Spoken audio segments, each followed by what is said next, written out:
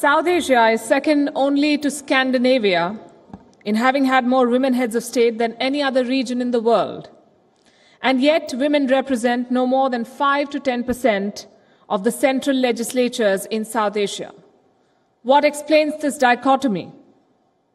Where do women stand in the political process, in nation building, and in fighting terrorism? What challenges do they face? We have a very special guest today to discuss this. Ladies and gentlemen, please welcome on stage Ms. Mariam Wardak, social and political activist from Afghanistan. Mariam Wardak is a strategic communication and international relations advisor to Afghanistan's national security advisor. Wardak began her career in international affairs at a young age when she traveled from the United States to Afghanistan to assist her father with humanitarian projects. She is also the deputy chairman of Afghanistan Forward, a leading political group for young Afghan professionals.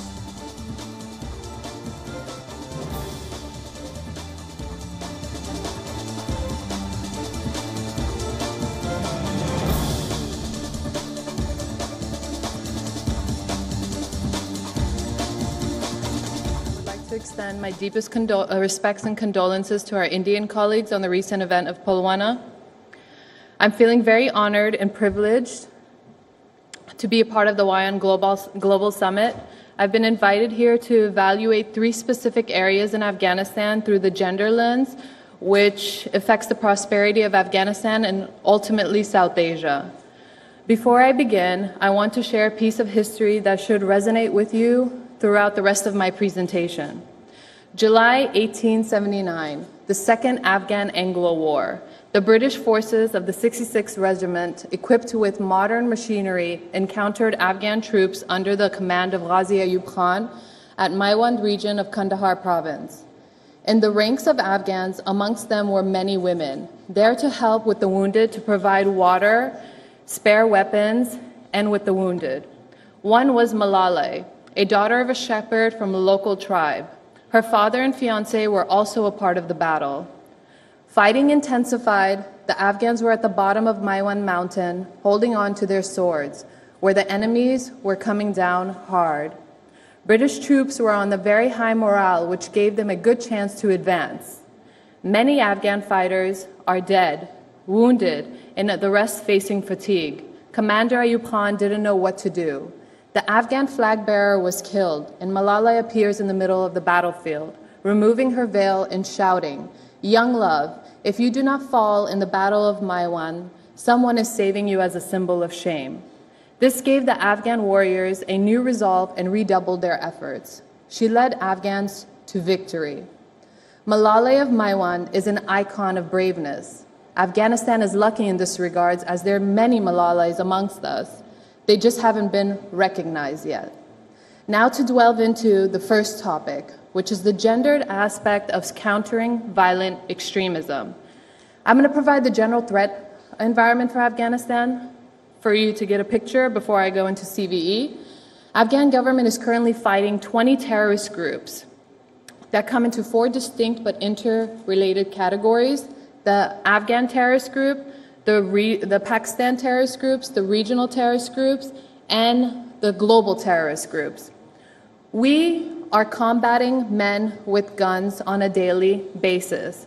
This is at the cost of human lives.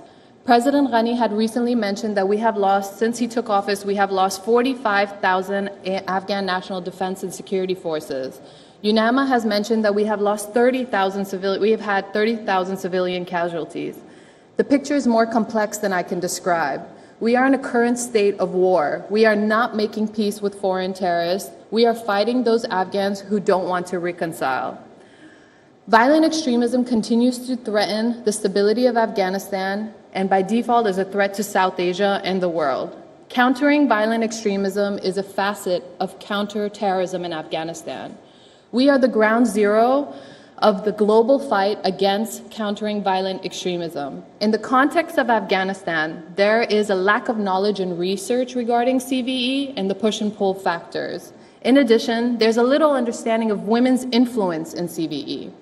When I was at the Office of the National Security Council in Afghanistan, 2 of the 4 years we conducted field research in 7 zones of the country at the district level of what makes an individual join violent organization to fight their own people and their own government. What we found was a host of factors and grievances which make people vulnerable to the ideology of violent extremism. Political, economic, and social factors, ethnic and historical issues. We failed to create a comprehensive profile of an individual vulnerable, and we failed to collect information on women in violent extremism. Should women have a role in countering violent extremism? Absolutely. Women can be powerful preventers and participants in innovative efforts to inform and shape attempts to limit violent conflict. Are women actively involved in countering violent extremism in Afghanistan? No. There are gender stereotypes in Afghanistan which ultimately affects women's involvement in CVE. It's constantly reinforced. Women are victim, passive, uneducated, individuals that have no role. What is clear is that the construct of disempowered victims simply do not hold true for all women involved. There is an understanding now that women have moved away from being victims of violent extremism, and according to a report in USIP in Afghanistan, some women have had the role of recruiters, sympathizers, perpetrators, and encourage agents. I'm here to bring attention to the added value women can bring to solutions. How can women counter ideology? Through heavy action-oriented solutions. Women are natural at tackling problems. However, women are excluded from the spaces of solutions, security sector, from intelligence agencies, from governance sector, and major executive roles. Certain number of women that are in various sectors play a more symbolic versus operative role. We were able to grab a selective number of seats at the table, and that was due to the UN Resolution 1325 that highlights the need for women to help the global efforts at resolving violent conflict. The understanding and value of women, the understanding of soft power that is hard work and is long-term, is very limited in Afghanistan. There is hard power, the power of the bullet. We have applied it, we are applying it, but we haven't won the battle. We need long-term, cohesive, comprehensive approach to counter violent extremism, but through and with women. There's a lack of communication and dialogue with women. We have yet to ask them, can you do this? Do you have allies? Assess their confidence, listen to their concern, and understand how they are affected. Unfortunately, the government and the Parliament of Afghanistan bases their approach on assumptions and have never challenged the rhetoric and position that they have faced. To counter extremism, include, listen, and engage with and through women. Now, the second upcoming industry that women are trying to master in Afghanistan are women in technology, connectivity. Most of us might take it for granted. I know it's underappreciated, but not for the average Afghan woman. Women in Afghanistan are given limited space to feed their curiosity. Society enforces strict restriction for women to have limited access to information. Why? Because it's a way to control them. Luckily, today, that curiosity is fed through a computer, laptop, and a smartphone. All of a sudden, an isolated girl is engaged with the world and has access to unlimited information, exploring the world through a digital mean. Women have a voice, not through sound, but a digital voice. Digital literacy is a vital enabler. From 2005, each year, there is a 0.6 increase to internet use in Afghanistan. Today, we have 10% of girls who have access to the internet from home, a larger number from school, and an even larger number from work. Through technology, we have witnessed how it's reshaped the community's view of a woman. We have Roya Mahbub, the first female tech entrepreneur in Afghanistan, now currently creating a curriculum and structure for the first school of STEM. We have the Code to Inspire, Frishta Farogh, that contracts young girls to code from home for projects abroad.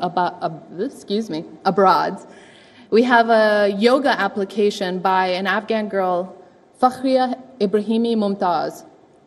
She found her way to the global innovation through science and technology competition in the US. That's at the international level. At the national level, we've had a girl who's attended a course in technology, and she's learned how to use a social media platform, and from that, she had expanded her father's business.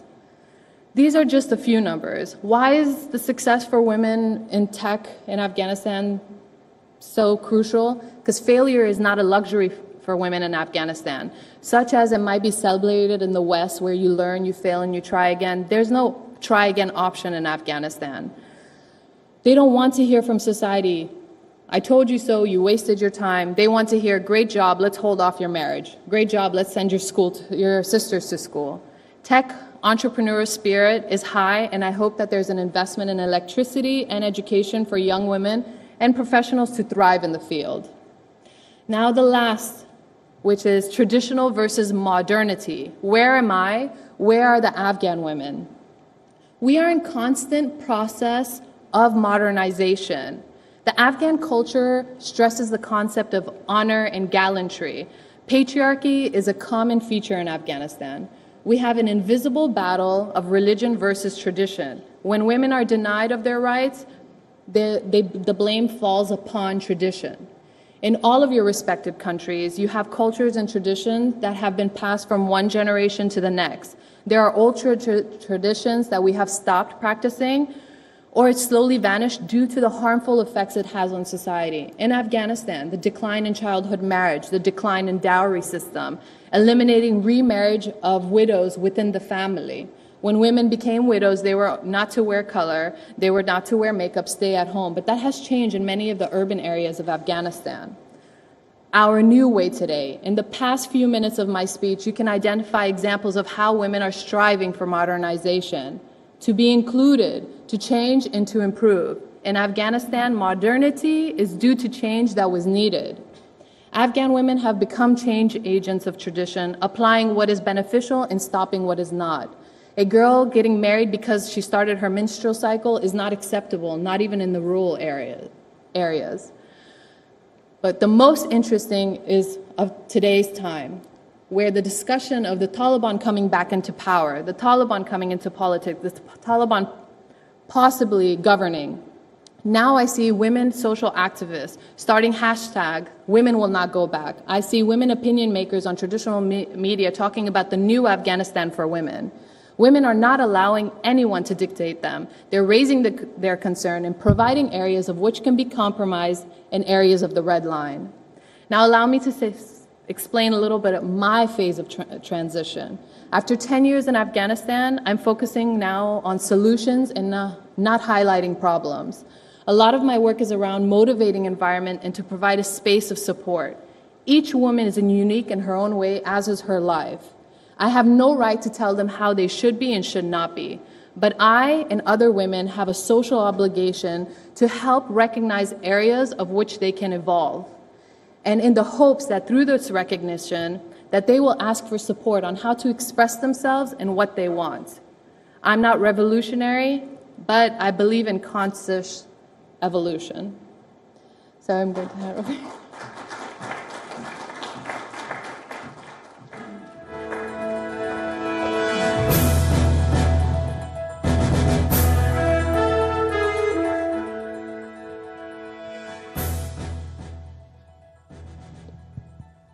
Right. You've told us stories from Afghanistan. I want to ask about your story and why it is the story of that fine balance that Afghanistan stands in right now. Well, my story has to do with this obligation that I feel that I have to give back to Afghanistan. And it has to do with my parents, mostly my father. He was a humanitarian, politician, military man turned humanitarian. And because of the ingrained values of how I need to give back to my community in order to make sure that we will be able to recognize who we are in the future, in order to find a balance, I guess, one has to go contribute and give back. You also said that Afghanistan is a fundamentally patriarchal society, and I had a conversation with you earlier, and you said that in some ways you replicate patriarchy. What does that mean? Well, I replicate patriarchal vices through my communication, my attire, and how I interact with the public. And the only reason why I replicate it is in order to find areas of how I can help other females advance. So when I was at the Office of the National Security Council, I was very simple in my communication, very quiet. I only listened, provided documents. But however, I was able to identify areas on how I can recruit women. When I first joined, there was only 12 women at the Office of the National Security Council. When I left, there were 36. So you have to, if you can't beat them, join them, I guess. That's a good philosophy. The return of the Taliban and their potential rule in the days ahead, given the way the peace talks are progressing, you said that Afghan women are not ready to go back. But is there a concern that, first of all, you're not party to conversation or dialogues that are going to impact your lives the most? The Afghan government of the day is not a participant in any of the peace talks, whether it be the American-led or the Russian-led. And especially women and the youth whose life is going to be impacted if such a regime change happens. Is there a plan B? Is there concern, trepidation in the society about what is coming? Well, just today there was an article in the New York Times by two young Afghan women and how they were talking about the spread of fear. I think it's more that we need to hold responsibility, and the Afghan people need to demand their government be a part of any type of discussions. The Afghan people are not, the Afghan women are not the women and the people pre-Taliban period. So it's not this blank slate that you could come and all of a sudden control and operate how you wish. These women, men, young individuals are educated. They've understood and felt economic autonomy, and they've had a taste of freedom. So they're not going to just allow anybody to come there and tell them that this is how you will be, no school, no work, stay at home. There will be a strong rebellious against that.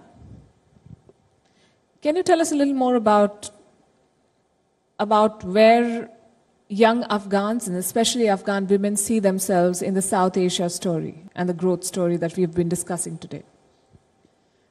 I think, as I mentioned earlier, the constant process of modernization, we're constantly trying to prove ourselves. We're constantly trying to work within the means that we have.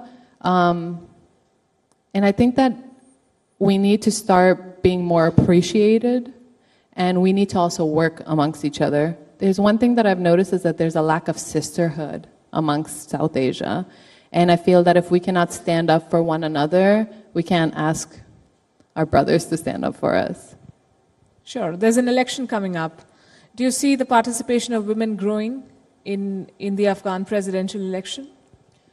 Yes, in regards to voters. As earlier, my mom, Zakia, mentioned that we had the largest female participation of voters and candidates for parliamentary, and I think it's going to double when it comes to presidential. Women believe that they have something at stake. They believe that their vote counts. So, and they're actively, I find them more active when it comes to democratic electoral process, more so than the men. How would you look at the next 5 years in Afghanistan, given that you are the voice of your generation and people like you represent Afghanistan? What are their concerns? What are their fears? What sort of space do they want to claim? In the next 5 years? Yes.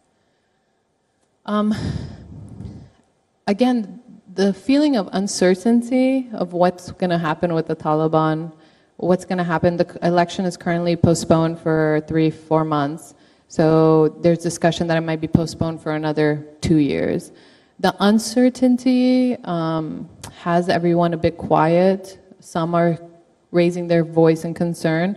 But I feel that if Afghans take ownership and responsibility, the future looks bright. When you take ownership and responsibility, you understand what's happening on your street, in your neighborhood. If there is some sort of activities that are not right, you can report it.